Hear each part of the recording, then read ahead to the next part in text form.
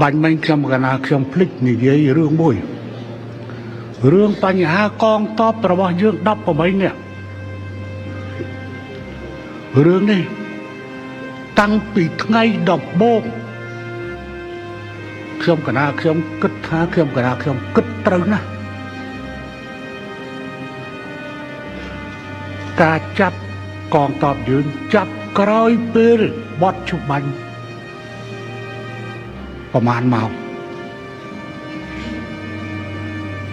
ខ្ញុំកណាគិតថា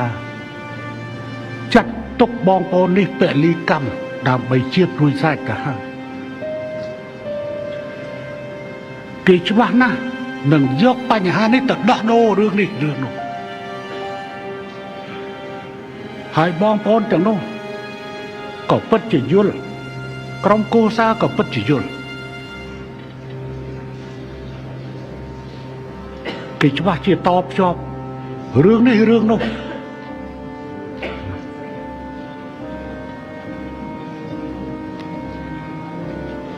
នៅលើពិភពលោកតើច្បាប់ទម្លាប់អន្តរជាតិនៅទីណាទៅ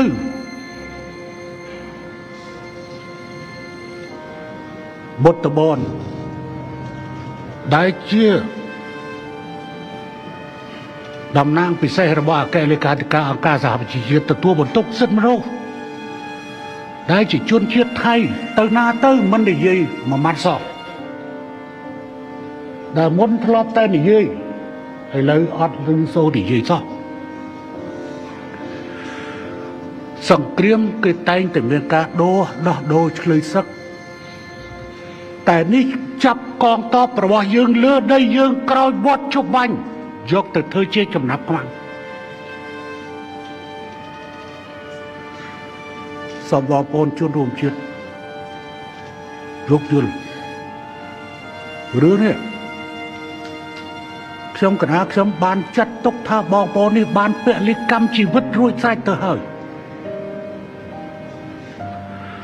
ផែនការរបស់គេនឹងផ្ដល់ឲ្យយើងនៅថ្ងៃទី12កន្លងទៅប៉ុន្តែវាមានព្រឹត្តិការណ៍នៅណានោះវាបន្តិចបង្អាក់នៅដំណើរនេះដូច្នេះវាច្បាស់ណាស់ចងភ្ជាប់រវាង12 18នាក់ជាមួយនឹងបញ្ហាដទៃទៀតរាប់ទាំងថ្ងៃមកចាំមើលទៅគេនឹងអាចយកថាត្រូវតែធ្វើអានេះត្រូវតែធ្វើអានោះធ្វើអានេះឲ្យបានគេនឹងដោះ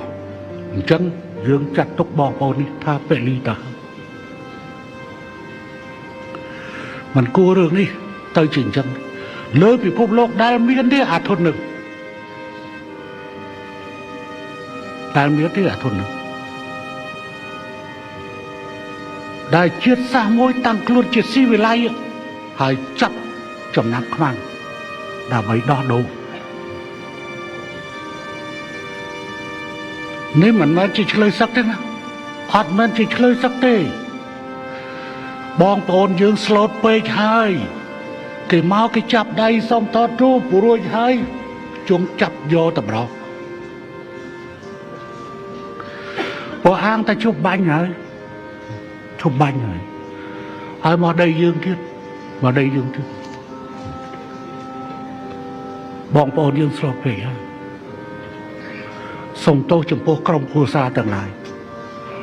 ដែលមានប្តីមានប្រពន្ធមានកូនមានឪពុកដែលខ្ញុំនិយាយរឿងនេះចេញមកខ្ញុំមិនដែលនិយាយរឿង18នាក់ទេព្រោះខ្ញុំចាត់ទុកថាពួកគេបានបូជាជីវិតរួចស្រេចទៅហើយព្រោះចំក្រោយគេនឹងធ្វើការដោះដូរលើអ្វីមួយការដោះដូរបានឃើញស្រាប់ហើយរឿងព្រឹត្តិការណ៍កើតនៅឯណាមួយគេភ្ជាប់ការមិនដោះលែង